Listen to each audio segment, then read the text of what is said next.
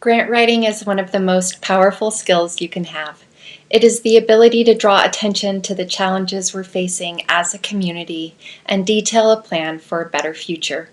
When successful, a partnership forms to provide financial resources that make that vision a reality. Hi, my name is Allison Shirk, and I'm a professor of grant writing and the founder of Spark the Fire Grantwriting Classes. This mini course is brought to you by Travel Oregon and highlights the subject of grant readiness. In other words, what legwork needs to happen before you're ready to apply for funding.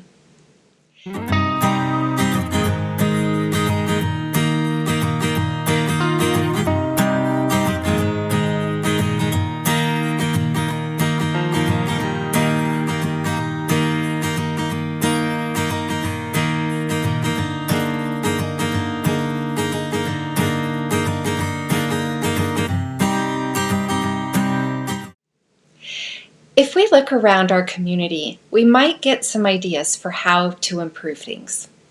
Maybe we want to beautify the town by adding murals. Perhaps we notice that the trash cans are overflowing and we want to set up recycling stations.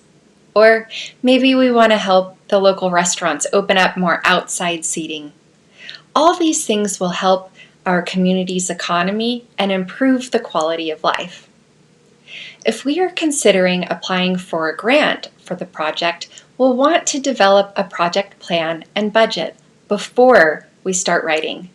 In other words, don't work harder, work smarter.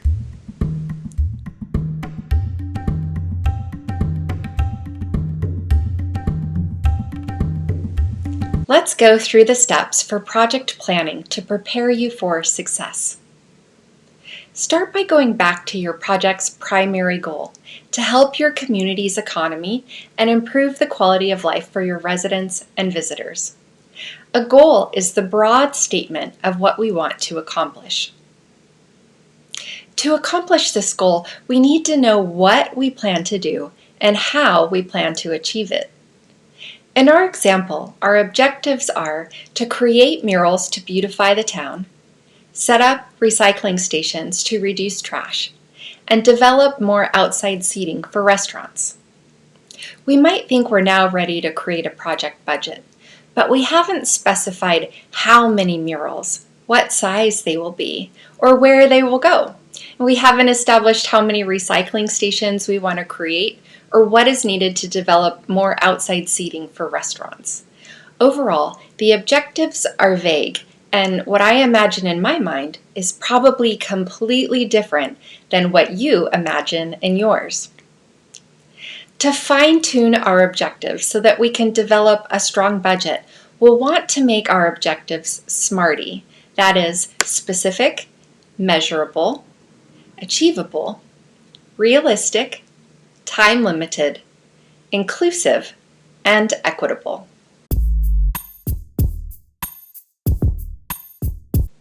For the objective to create murals, we can make it SMARTY by stating that we'll create 6 15 by 15 murals representing the community's diversity on removable panels and install them at business locations identified and secured in the downtown area by the end of the year.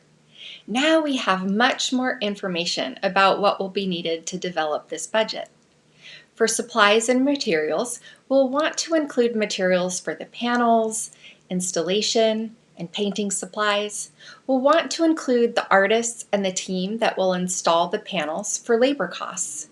We may even need to include a project manager to oversee the process, get community consensus for the project, and streamline communications.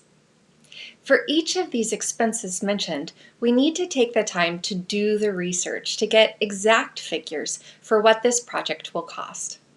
And just like shopping for personal items, we want to make sure we research thoroughly to understand the different options available and make the best choice. There's nothing more annoying than purchasing something only to find that it was much less expensive in the next shop. Sometimes in construction, we may be required to get 3 different bids before choosing our contractor. Think of our project expenses the same way. Let's check out multiple companies and take the time to find the exact cost for each expense. Also, don't forget to include shipping, taxes, and other fees. There's also a chance that between the time we submit the grant request and the time the award is made, the cost of the materials will have increased. So we may want to include a percentage of the project for contingency. That is, expenses that go over the initial estimate.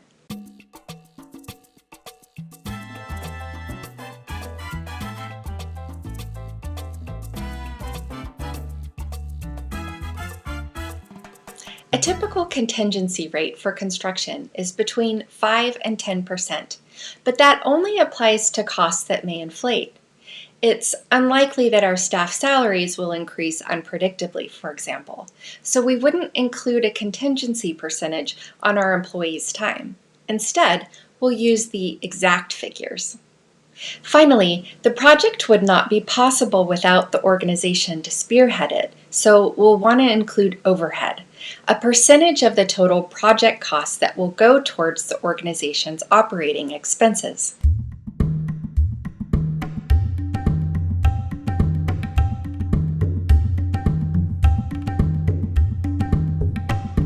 This percentage is typically 10%, but check the grant guidelines for what is allowed or talk to the grant program officer if you have questions. Now that we've researched our expenses, it's time to think about our income. Often, one grant does not pay for an entire project, so we'll want to consider where we'll raise the remainder of the funding needed. Making a plan for income is just as important as doing the research for expenses.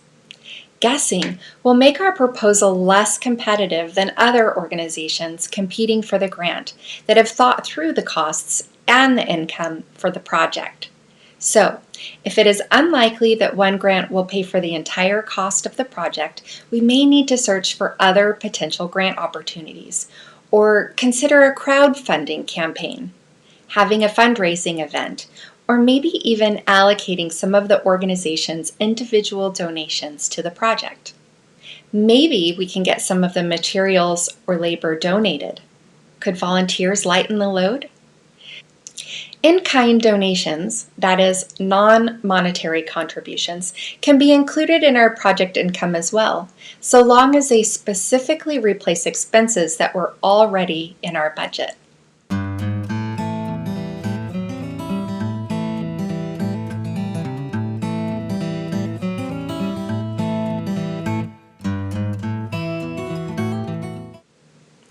Okay, so we've created a plan for our income and expenses.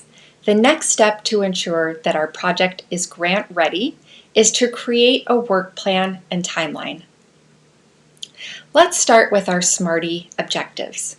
Each objective will have its own timeline and work plan, though they might overlap. Next, let's determine what time period makes the most sense to break the project into, depending on the project's complexity. For the murals, a realistic timeline for the project might be 1 year, so we could break the timeline into months. For our project to stay on track, there might be milestones that must be met at a specific time. Let's write these in. For example, for the murals, the artist may need a month to plan the design, 4 months to paint the mural, and then another month for the paint to dry. Then we have to leave time for the panels to be installed. Let's map this out across the months, remembering that there may be other milestones that hold up the process. For example, maybe the designs need to be approved by the business owners before the artist begins to paint them. Let's make sure to account for every step in the process. Once we have our timeline mapped out, we can turn it into a work plan. For each milestone, add any tasks that must be completed. Also, let's make a column on our table for who is responsible for the task.